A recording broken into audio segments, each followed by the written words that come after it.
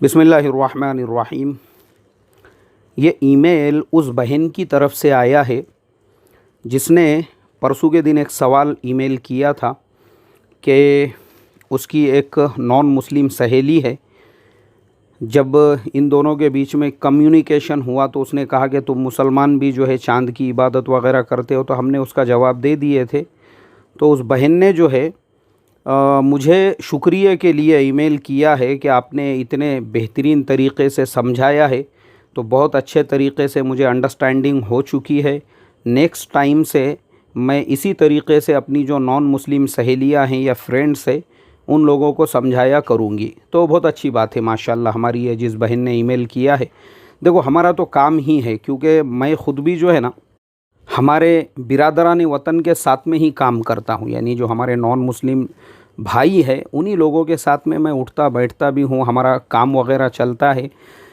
तो मैंने देखा हूँ वो बेचारे जो है असल कसूर हमारा है।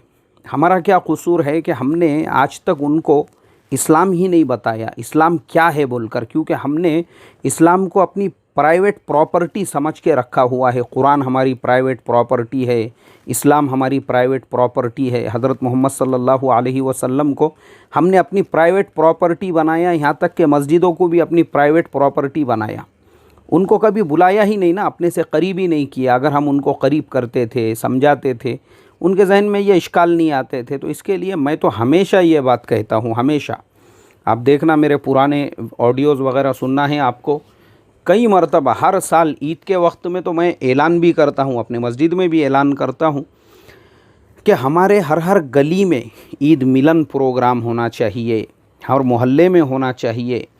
वो मुसलमान किसी कंपनी में जॉब करता है, वो कम से कम 10 लीटर का शीरखुरमा दूसरे दिन अपने साथियों को पिलाने के लिए लेकर जाए। कारखाने में काम करता है, वहाँ लेकर जाए।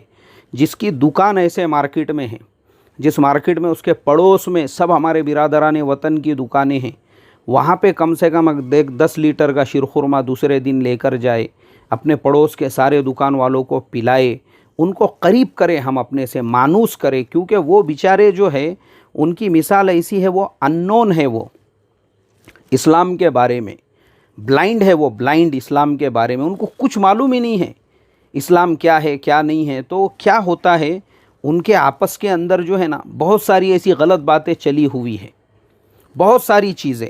और मैं आपको ऐसी अगर मिसालें देने बैठा हूँ, मैंने कैसी बातों का मेरे दोस्तों के सामने खुलासा किया हुआ हूँ, तो अभी आप उसका अंदाज़ा नहीं लगा सकते।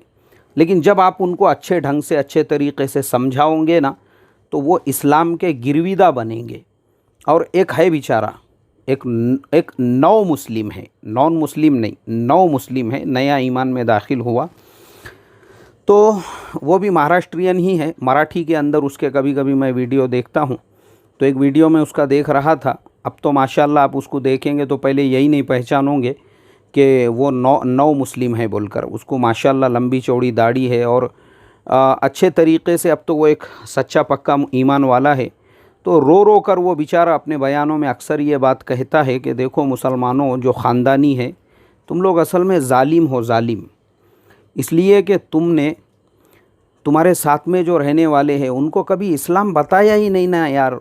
बोले देखो ना, अभी तुम लोगों ने इतना लेट हमारे तक कुरान को पहुंचाया, कुरान के जैसी किताब को, अल्लाह के नबी की ज़िंदगी को यार। बोले मैं आज ईमान में दाखिल हो गया, लेकिन मेरे माँ बाप जो ईमान से महरूम रहे, कौन ज़िम्मेदार है उसके लिए? ये जुमले हैं उस नौजवान के। तो कैसा है मेरे मोहतरम दोस्तों, गलती हमारी है, कसूर हमारा है। हमने ये, क्योंकि हमारी कौम के अंदर भी बहुत से शिद्दत पसंद है, बहुत सारे ऐसे हैं बेचारे जिनका कहना ये है जो मस्जिदों के अंदर, हालांकि मैं हमेशा कहता हूँ अपने मस्जिदों में, मस्जिद एक परिचय हर गांव में होना चाहिए, खेड़े में होना चाहिए, मोहल्ले में होना चाहिए।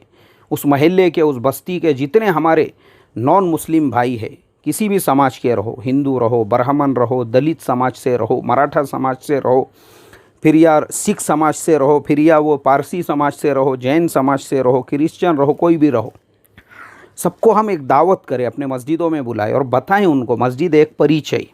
अभी जैसे थोड़े दिन पहले राज ठाकरे का एक बयान आया था, बोले काय ते माहीत नाहीत, बोले ते काय करतात मशिदीमध्ये। मतलब मस्जिदों में ये लोग क्या करते कुछ पता ही नहीं चलता। ये क्यों कहा उन्होंने? क्योंकि हम कभी इनके पास जाके हमने उनको मस्जिद ही नहीं बताई कि मस्जिद कितनी खूबसूरत होती है। और मस्जिद में कुछ नहीं होता है, मस्जिद में ये मिंबर है, यहाँ खड़े रह के खुतबा देते हैं, ये मेहराब है, यहाँ नमाज़ पढ़ाते हैं, इमाम साहब यहाँ खड़े रहते हैं, पीछे बाकी लोग, फिर ये किताबों की अलमारी है, उसमें ये किताबें होती है। अरे ये बताओ उनको। और देखो मैं आपको बताता हूँ, जिन बस्तियों के अंदर ऐसा माहौल है, जैसे मेरा अपना प्रॉपर गांव, मेरा वतन जो है, हमारे गांव में तो ऐसा माहौल बना हुआ है कि अगर किसी मुसलमान के लड़की वगैरह का निकाह है मस्जिद के अंदर, तो मुसलमानों से पहले हमारे गांव के जो हमारे दूसरे दोस्त हैं, जैसे मराठा समाज के हमारे बहुत सारे दोस्त हैं, ब्राह्मण समाज के हमारे जो दोस्त अहबाब है, मारवाड़ी समाज के हमारे जो दोस्त अहबाब है, दलित समाज के हमारे जो दोस्त अहबाब है, वो लोग पहले मस्जिदों में जाके जगह पकड़ के बैठ जाते। वो भी कहाँ पे? एकदम मेहराब के पास में। अभी मुझे याद है, मैं थोड़े दिन पहले ही एक निकाह के अंदर शिरकत के लिए मैं गांव में ही था, तो इत्तेफाक से उस निकाह से पहले मैंने बात किया। अब वो सारे लोग, वो हमारे यानी जो बचपन से जिन्होंने हमको देखा है, हम जिनको जानते हैं, हमारे लिए वो बुज़ुर्ग लोग, और लेकिन सारे के सारे जो है वो नॉन मुस्लिम्स, सारे के सारे बैठे हुए, 2-4 मैंने मिसालें वगैरह बयान की, बहुत खुश हुए वो लोग।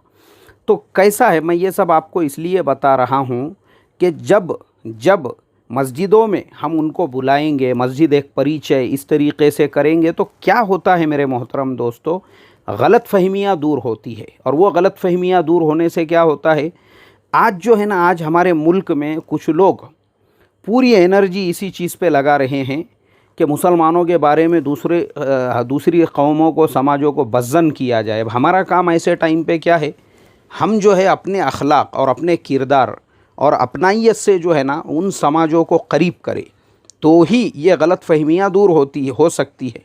और जब वो सब दूर होती है ना, तो अभी मैं आपको फिर वापस से मेरे गांव की मिसाल देता हूँ। हमारे गांव में ऐसा माहौल है प्यार का, मोहब्बत का। 1947 में भी शायद पूरे मुल्क में जो है हालात ख़राब हुए होंगे, और हमारे यहाँ उल्टा माहौल था। हमारे गांव के कुछ मुसलमानों ने, और वो आपको देखना है, आप इंटरव्यू में देख सकते, मैंने मेरे नाना नानी का एक इंटरव्यू मेरे चैनल पे डाला हुआ है। उसके अंदर ख़ुद हमारे नाना की उम्र उस वक्त में कुछ 14-15 साल थी, तो उस वक्त के हालात सब उसके अंदर बयान किए हुए हैं कि गांव के ब्राह्मणों ने मुसलमानों के महल्ले में जाकर मुसलमानों को रोक दिया।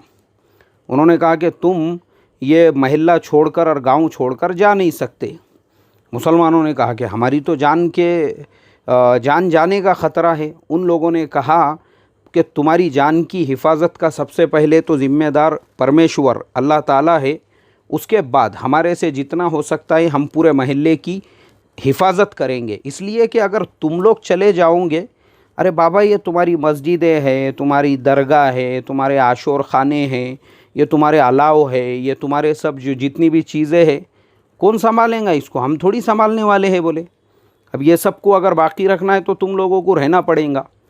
तो कई महीनों तक वो लोग जो है वो पूरे एरिए का घेराव करके जो है लोगों की हिफाजत किया करते। तो हमने ऐसा गांव देखा हुआ है। तो मैं असल जो बात बताना चाह रहा था वो ये कि तब से लेके आज तक, मतलब कभी भी किसी किस्म का जो इंतशार नहीं पैदा हुआ, उसका रीज़न सिर्फ यही है कि समाज एक दूसरे को अच्छी तरह से जानते, एक दूसरे के इबादत खानों को अच्छी तरह से जानते।